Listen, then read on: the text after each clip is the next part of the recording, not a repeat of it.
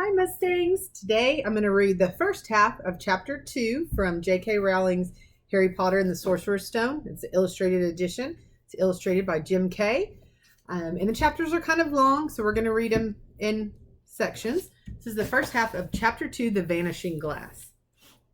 Nearly 10 years had passed since the Dursleys had woken up to find their nephew on the front step, but Privet Drive had hardly changed at all. The sun rose on the same tidy front gardens and lit up the brass number 4 on the Dursleys' front door. It crept into their living room, which was almost exactly the same as it had been on the night when Mr. Dursley had seen the fateful news reports about the owls.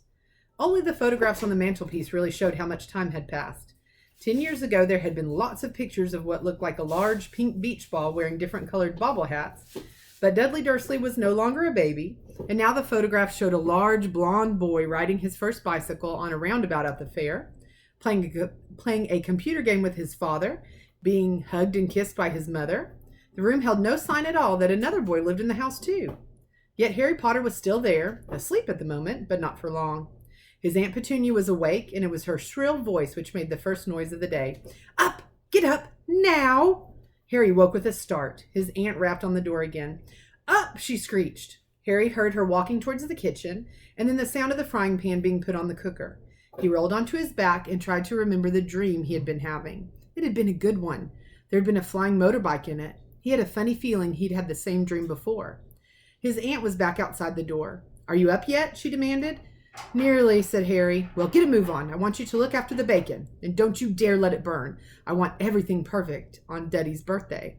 Harry groaned. "What did you say?" his aunt snapped through the door. Nothing. Dudley's birthday. How could he have forgotten? Harry got slowly out of bed and started looking for socks. He found a pair under his bed, and after pulling a spider off of one of them, put them on. Harry was used to spiders because the cupboard under the stairs was full of them, and that was where he slept. When he was dressed, he went down the hall into the kitchen. The table was almost hidden beneath all Dudley's birthday presents. It looked as though Dudley had got the new computer he wanted, not to mention the second television and the racing bike. Exactly why Dudley wanted a racing bike was a mystery to Harry, as Dudley was very fat and hated exercise, unless of course it involved punching somebody. Dudley's favorite punch bag was Harry, but he couldn't often catch him. Harry didn't look it, but he was very fast. Perhaps it had something to do with living in a dark cupboard, but Harry had always been small and skinny for his age. He looked even smaller and skinnier than he really was because all he had to wear were old clothes of Dudley's, and Dudley was about 4 times bigger than he was. Harry had a thin face, knobby knees, black hair, and bright green eyes. He wore round glasses held together with a lot of sellotape because of all the times Dudley had punched him on the nose. The only thing Harry liked about his own appearance was a very thin scar on his forehead, which was shaped like a bolt of lightning. He had had it as long as he could remember, and the first question he could ever remember asking his Aunt Petunia was how he had got it. "In the car crash when your parents died," she had said, "and don't ask questions." Don't ask questions? That was the first rule for a quiet life with the Dursleys. Uncle Vernon entered the kitchen as Harry was turning over the bacon. "Come here, Harry," barked by way of a morning greeting. About once a week, Uncle Vernon looked over the top of his newspaper and shouted that Harry needed a haircut. Harry must have had more haircuts than the rest of the boys in his class put together, but it made no difference. His hair simply grew that way, all over the place. Here's a picture from the illustrated version. There's a spider that must live in the room under the stairs where Harry lives. There's a chameleon. And here is Harry in his room. Looks pretty dark and dingy, and a lot of spiders. Okay. And if you look really closely, you might be able to see a little bit of his scar in that picture. I'm sure there'll be better pictures of that, though. Harry was frying eggs by the time Dudley arrived in the kitchen with his mother. Dudley looked a lot like Uncle Vernon. He had a large pink face, not much neck, small watery blue eyes, and thick blonde hair that lay smoothly on his thick, fat head. Aunt Petunia often said that Dudley looked like a baby angel. Harry often said that Dudley looked like a pig in a wig. Harry put the plates of egg and bacon on the table, which was difficult as there wasn't much room. Dudley, meanwhile, was counting his presents. His face fell. 36, he said, looking up at his mother and father. "That's 2 less than last year." "Darling, you haven't counted Auntie Marge's present. See, it's here under this big one from Mummy and Daddy." "All right, 37 then," said Dudley, going red in the face. Harry, who could see a huge Dudley tantrum coming on, began wolfing down his bacon as fast as possible in case Dudley turned the table over. Aunt Petunia obviously scented danger too, because she said quickly, "And we'll buy you another 2 presents while we're out today. How's that, Pumpkin? 2 more presents. Is that all right?" Dudley thought for a moment. It looked like hard work. Finally, he said slowly, "So I'll have 39, sweetum," said Aunt Petunia.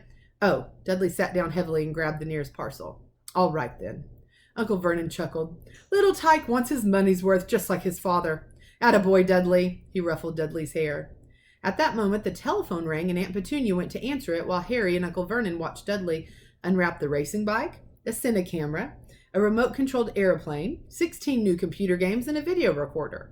He was ripping the paper off a gold wristwatch when Aunt Petunia came back from the telephone, looking both angry and worried. "Bad news, Vernon," she said. "Mrs. Figg's broken her leg. She can't take him." She jerked her head in Harry's direction. Dudley's mouth fell open in horror, but Harry's heart gave a leap. Every year on Dudley's birthday, his parents took him and a friend out for the day, to adventure parks, hamburger bars, or the cinema. Every year, Harry was left behind with Mrs. Figg, a mad old lady who lived 2 streets away. Here is kind of a picture of all of Dudley's presents stacked in a row. That's not all 37 of them, but there's a lot. Harry hated it there. The whole house smelled of cabbage, and Mrs. Figg made him look at photographs of all the cats she'd ever owned. "Now what?" said Aunt Petunia, looking furiously at Harry, as though he'd planned this.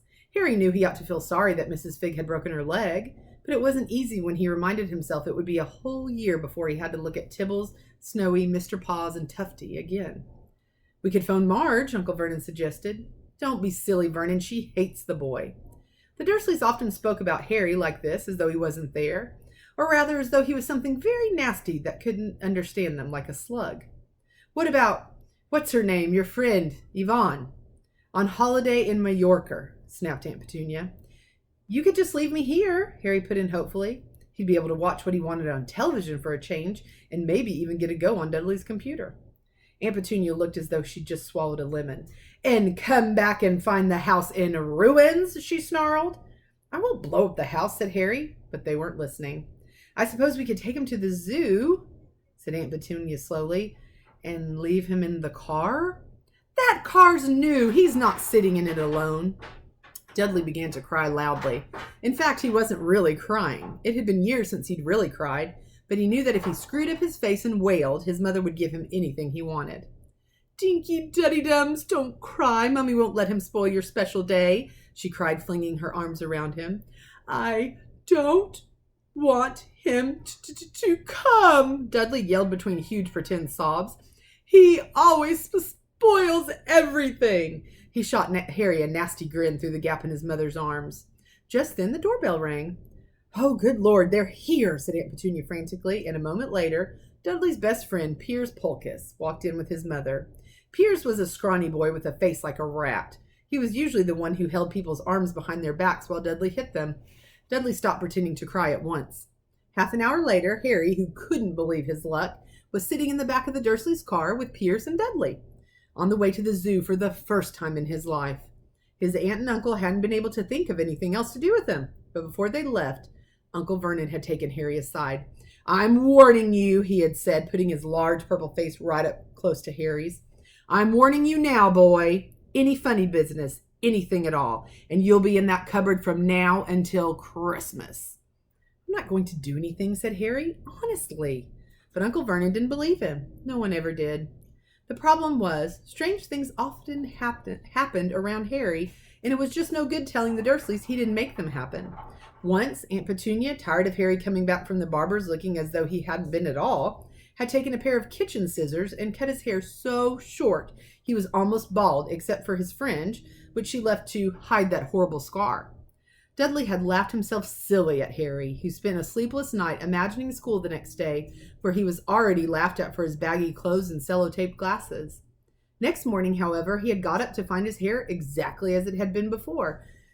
Aunt Petunia had sheared it off. He had been given a week in his cupboard for this, even though he had tried to explain that he couldn't explain how it had grown back so quickly. Another time, Aunt Petunia had been trying to force him into a revolting old jumper of Dudley's, brown with orange baubles. The harder she tried to pull it over his head, the smaller it seemed to become, until finally it might have fitted a glove puppet, but certainly wouldn't fit Harry. Aunt Petunia had decided it must have shrunk in the wash, and to his great relief, Harry wasn't punished. On the other hand, he'd got into terrible trouble for being found on the roof of the school kitchens. Dudley's gang had been chasing him as usual, when, as much to Harry's surprise as anyone else's, there he was sitting on the chimney. The Dursleys had received a very angry letter from Harry's headmistress, telling them Harry had been climbing school buildings.